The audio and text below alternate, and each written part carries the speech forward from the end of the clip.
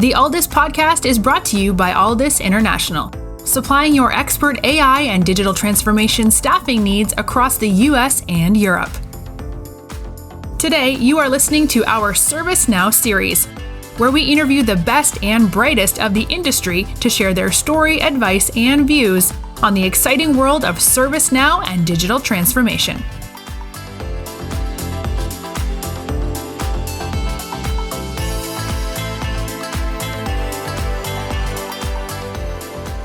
Hi everybody, it's Mark Kelly, Chief Customer Officer and co-founder of Alldus. I hope you're doing really well wherever you are in the world today. As part of our ServiceNow series, I'm very happy to welcome Chris Dilley. Chris is CTO, Business Development and Strategy, US Government and Higher Education at ServiceNow. And I've been waiting a while to have Chris on the show, but I'm absolutely delighted that he's joining us today.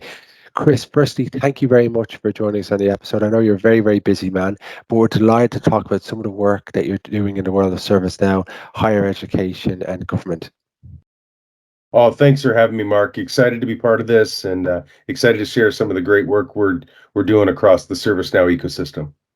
Brilliant. Chris, before we jump into some of the work that you're doing and your role at ServiceNow, would you mind just telling me a little bit about your background and how you got into this role? Yeah, I've been a ServiceNow coming up on 9 years. It's just been a heck of a ride. But prior to that, I like to refer to myself as a recovering enterprise architect from the state of Iowa here in the U.S. I was an enterprise architect for about 11 years, working across all facets of our government. In a lot of ways, trying to solve the same challenges that we're trying to solve today. How do we do more with less? How do we optimize the technology we're using? And how do we deliver the best experience to citizens and to the workers that serve all the citizens?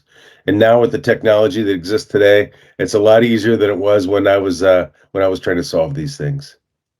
It's one of these sectors, and I guess with huge energy, this in healthcare and higher education, it's just so important because we all are affected by this within society, right? We all have a reason for this to work well, and I can see, how people are so passionate about that. Can you tell me a little bit more about your job day to day and some of the kind of customers that you work with and help support?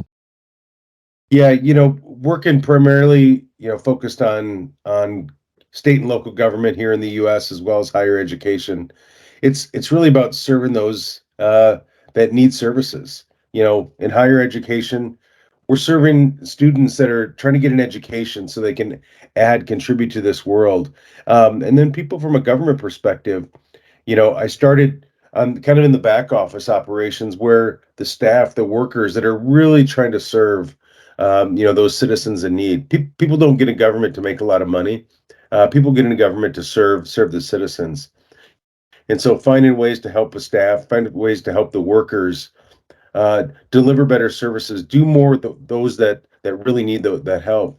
And then from a citizen perspective, how do we accelerate the time to get the services, get the funds, get the food assistance, the financial assistance, the resources that people need to support their families as the next step, not as something from a long-term perspective, but just give them what they need to get through until they find their next job, until they find and fill whatever gap that they have right now. So, when I work with states, I'm working with them trying to solve those big problems and trying to break down one bite at a time, break down those things that we can do to help them make things more efficient, to integrate a system so somebody doesn't have to fill that out and the risk of doing it wrong. And so how do we accelerate those things to make everyone's experience a little bit better? So we talk about digital transformation across government and higher education. Could you give us some examples where are previously manual that you kind of helped automate and some of the ways that this may positively impact? Yeah. One of the ones that just comes to mind is like integrated eligibility. Here in the US, what that means is, when somebody's applying for benefits, for food assistance or financial assistance, in most cases or in many cases, they're going to have to go to separate offices and apply for those things, separately. And so how do we make a common experience where they're filling out, they're having a digital experience and being able to fill this out and saying you also qualify, or would you like to also apply for these other benefits? If we can do those things to help accelerate what that does is it keeps people, parents with their children longer, or keeps adults in their job longer, that they don't have to step away and have to spend a half a day going and applying for the benefits that they need. So if we can make that and accelerate that experience, and then what we can also do is, in the world of government, I worked there for a long time. It was often a first in, first out mentality. It wasn't about priority, it wasn't about needs. Now we can begin to look at, if we have a mother with children, let's put those ahead of, from a priority perspective, of maybe an adult male, or just another adult that doesn't have those children in need. So how do we look at the situations holistically? How do we use technology? How do we use the right resources to workflow things to make the experience better and to accelerate and get things in the hands of those that need it? When you look at the citizen engagement and trying to help set that up, that becomes the process, removing that friction and allowing people to have different services that they're due and actually giving them that better experience, because people who need these services may not have a technical literate background or may not know how these kind of systems work. So it could be that they're using a payphone, and their money is running out, or maybe they're driving in their car and there's some kids in the background screaming, and they're trying to work through, and the call drops. And we've all experienced that in one way or another at different types of shapes. So how do you try to understand from the perspective of the users, from that kind of design thinking perspective? Because when you're rolling out the ServiceNow product suite and platform across the different areas, how do you keep that in mind of the people that you're looking to serve? No, that's a great question, and it is not one size fits all. And my mother would not feel comfortable, filling out a digital form and taking pictures with her iPhone of the different documents that she may need. But when we create that experience from a digital perspective, and those people that are comfortable doing that, and it can accelerate the things that those individuals need and want to do, what it does is it increases the capacity, and it gives more time, more resources for those that do need, to want to do it more of an analog way or a manual way, to still be able to come to the office. Again, I grew up in the social system, so I remember my mother and I having to sit in the office for 3, 4 hours waiting to see a caseworker to validate our documents, to do whatever. Well, when we could do things digitally for 50, 60, 70% of the population that can and wants to work that way, what that does is it increases how those other individuals can still engage with the government services that they need, and also begin to give them the more time and make sure that they get what they need to move forward. What are some of the challenges and opportunities to introducing ServiceNow across some of these, large states and these government bodies? I think the biggest thing is kind of looking at the big picture.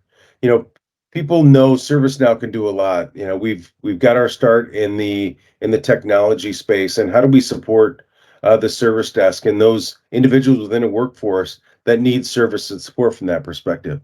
But when you think about what a service desk or a help desk ticket is, it's a workflow, it's a process. It's, I need something, something's not working, and I need to follow a structured process to get that resolved. Well, when you think about government services, or you think about student engagement in the higher education space, all those things are structured processes. If I need to see an advisor, or I need support for some of my classes, or across my campus from a higher education, or in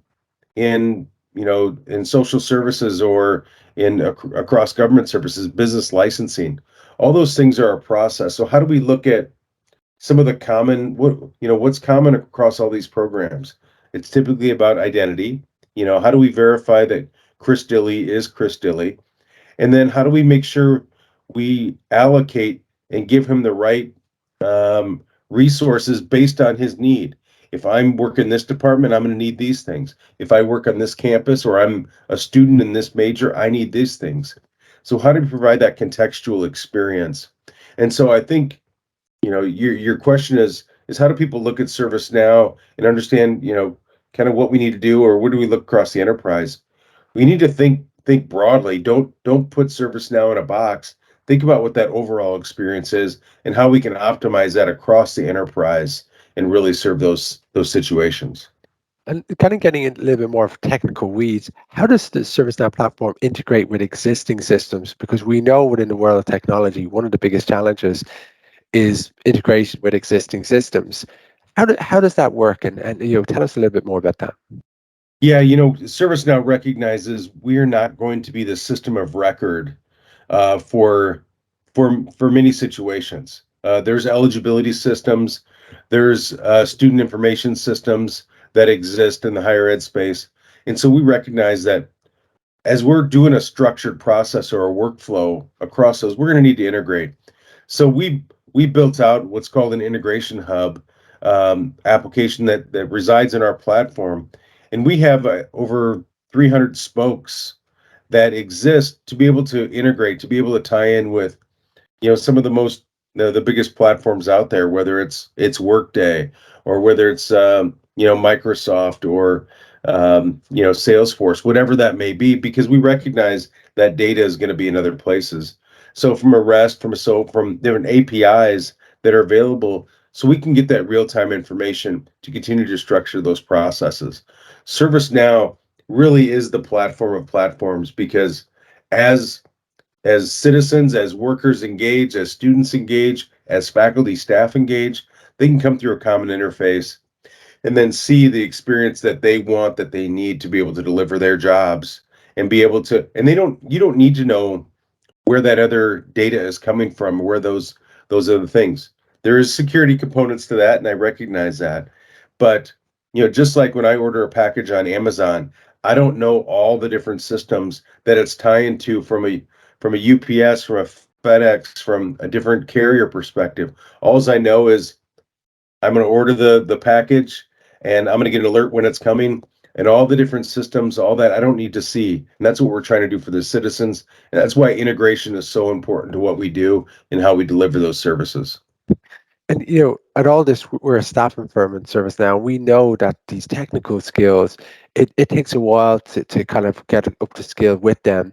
When you look at the kind of employees, government employees, how do you help those people go on that journey from kind of upskilling on those new ServiceNow products and modules that they're going to be liaising with and engaging with? Yeah, that's a big question. And so as we think about organizational change, we know individuals need to be skilled differently, going forward. And so how we look at, some of our own internal programs, ServiceNow offers our Rise Up program, where we're trying to help organizations like yours find the right resources. We also have our Skill Bridge, program, which helps veterans across military around the globe, reskill to make that transition into the private sector and have those skills that they need to be able to support, administer, and even develop on the ServiceNow platform. And then from a internal workforce perspective, we really work with our customers and our partners to try to help them make that transition as they're doing a 8-step process today and trying to break that down to a new digital process that's only 2 steps. We recognize that's a transition of how they're going to do their work and what they're going to do, and knowing that they can add more value work, because technology is kind of driving the process behind the scenes. Yeah, it's funny you said. I recently caught up with Herb Thompson, who's looking after the veterans program there, as a program manager, and he was telling me all about the Skill Bridge program that they've introduced, and the massive success that you've had from it, from being working as a mechanic in one walk of life to suddenly being a developer or an architect in the world of ServiceNow ecosystem. So there is some fantastic case studies of great examples of how that transition has happened as well. And with the huge growth of ServiceNow across higher education, government, and federal, not to mention industry, we're going to need those skills to be up to par to make sure they can actually go on this journey and help people to succeed. And is there any particular other areas of interest that you have within the areas that you work on that help in terms of kind of areas in society that ServiceNow has been able to introduce? I know there's been kind of particularly Is there some of the challenges within drugs and things like that that you've been able to work on just to help society? Maybe you'd like to share some thoughts on that. Yeah, thanks, Mark. This is a passion of mine. A couple different areas. One is around students. One of the biggest challenges we're seeing in higher education and universities is student engagement.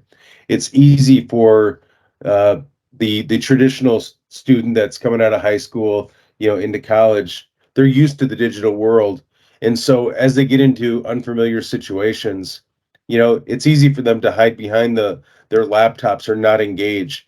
And we're seeing a big drop off in students and dropping out in higher education. And so ServiceNow is helping recognize some of those risk points from an engagement perspective for students. And so what that does is it helps advisors and even social clubs to reach out and say, "Hey, Mark, I see you haven't been involved in some of this stuff. Hey, let's invite you. And that's often what a student needs sometimes. So very excited about student engagement we're doing there.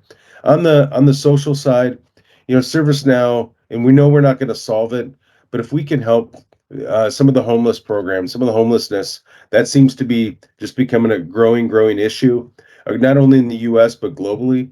And so, how do we help bridge the gap and make sure again those services are available? Anywhere from 80 to 90% of homeless individuals or houseless individuals have one. So how do we give them the services that they need to find, whether it's a shower, whether it's shelter, whether it's food services, and as soon as you provide that digital engagement, that digital front door, then it's not only the government serving it. There's also so many social programs. There's also so many not-for-profits that are out there trying to help these resources. They just don't know, where they're at. And so, how do you connect all those resources? What that's going to do is it's going to take the load off the government. It's going to take the load off of some of those emergency services that when people don't know what they do, they call 911 or whatever the emergency services is. And so now we can utilize and connect some of those other resources to help support some of these programs and hopefully, again, fill a gap, fill a need, and help people to get to the next situation or at least be safe or warm for a night. Yeah, there's so many different areas that we could talk and go on for a separate podcast in that, but this has been a really good educational piece for people just to get a taste of some of the work that you and the team do at ServiceNow. And what I'd like to say, thank you very much for joining us on the podcast today. You've been listening to the Alldus ServiceNow podcast as part of our government, federal, and higher education series. I've had the opportunity to speak with Chris Dilley. Chris is CTO, Business Development and Strategy, US Government and Higher Education at ServiceNow. Chris, thank you very much for your time today. Mark, thank you so much. I look forward to a next discussion.